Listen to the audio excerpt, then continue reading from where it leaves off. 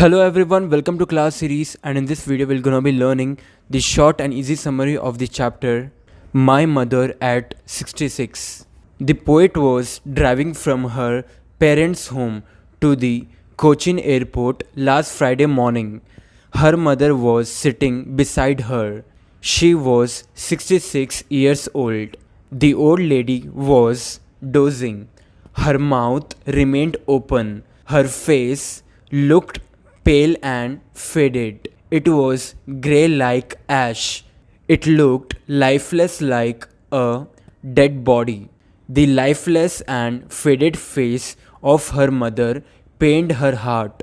The old lady seemed to be lost in her own thoughts. The poet turned away her attention from her mother and looked outside.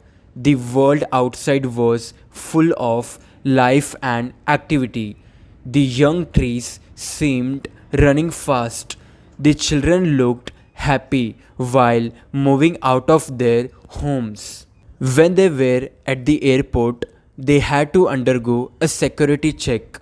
The poet was standing a few yards away from her mother.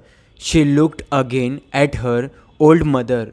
She felt pained to look at the colorless, lifeless, and pale face of her mother. Her face looked faded like the late winter's moon, which had lost its shine and strength. This aroused the old familiar ache in the poet's heart. Her childhood fear overpowered her again. However, she controlled herself. She appeared to be normal. She scattered smiles on her face while saying goodbye to her mother. She wished to see her old Amma again.